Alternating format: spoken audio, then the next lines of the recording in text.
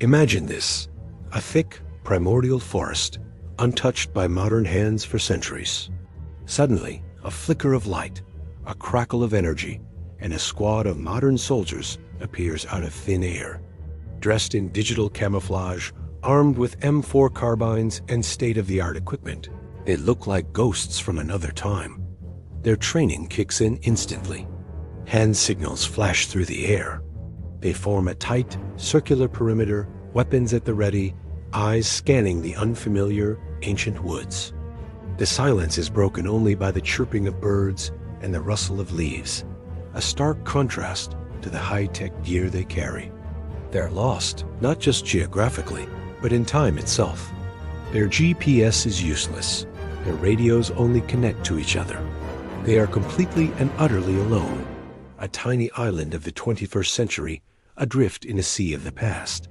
A few miles away, a medieval scouting party, clad in leather and chainmail, rides through the same forest. These are hardened men, familiar with every tree and stream in their lord's domain. But today, they see something that defies all logic. They spot the modern soldiers through the trees, their strange green and brown patterns unlike any fabric they've ever seen. Their weapons black and angular, nothing like a sword or a crossbow. The scouts are cautious.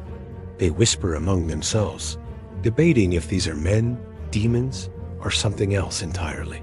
Their horses are skittish, sensing the unfamiliarity. Deciding not to risk a direct confrontation, the lead scout makes a decision. They wheel their horses around and gallop back towards the stone walls of their lord's castle, their minds racing to make sense of the impossible sight they just witnessed. The scouts burst into the great hall of the castle, breathless and wide-eyed. They fall to their knees before their lord, a proud and powerful nobleman named Lord Valerius. He sits on a large wooden throne, surrounded by his knights and advisors. He's a man used to war, confident in the strength of his army and the power of his steel. The scouts describe the strange men in the forest, their bizarre clothing, their metallic sticks, and their silent, disciplined formation. Lord Valerius listens, a smirk playing on his lips. His advisors murmur concerns about witchcraft or foreign invaders, but the Lord scoffs. How many were there? A dozen? 15 at most? He sees this not as a threat, but as an opportunity, a chance to crush these oddities and display his might. He dismisses the scouts' warnings about their strange demeanor. To him, they are just a handful of lost travelers, strangely dressed, but ultimately just men. Men who have trespassed on his land. He slams his fist on the arm of his throne and gives the order, sound the horns, muster the army. We ride at dawn and sweep these vagrants from my forest. His knights cheer, their armor clanking. Confidence is high. Victory, they believe, is assured. The idea that this small group could pose any real threat is laughable. After all, what can a dozen men do against a force of 500, with armored cavalry and a solid line of infantry? The sun rises, casting a golden glow over the dew-kissed field that separates the forest from the castle. Lord Valerius's army is a magnificent sight. Hundreds of infantrymen, armed with spears and shields, form a solid block in the center. On the flanks, knights in polished plate armor sit atop powerful war horses, their lances held high, colorful banners fluttering in the morning breeze. It's the very picture of medieval military might. Across the field, the modern squad has chosen their ground. They've retreated to the edge of the forest, using the tree line for cover.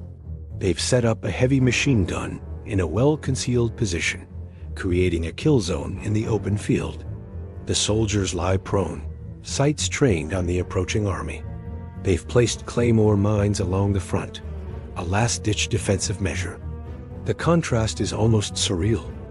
A wave of steel and muscle, preparing to crash against a tiny rock of modern technology. Lord Valerius, confident and proud on his white stallion, raises his sword. The horns blare, a deep, resonant sound that echoes across the valley. "Charge!" he bellows. With a thunderous roar, The medieval army surges forward. The ground trembles as the cavalry gallops ahead, lances lowered, a tide of armored fury aimed directly at the small band of soldiers. The infantry follows, a moving wall of shields and spears. It's a terrifying, awe-inspiring display of force that has broken armies for centuries. For a moment, there's only the sound of pounding hooves and battle cries. The soldiers wait.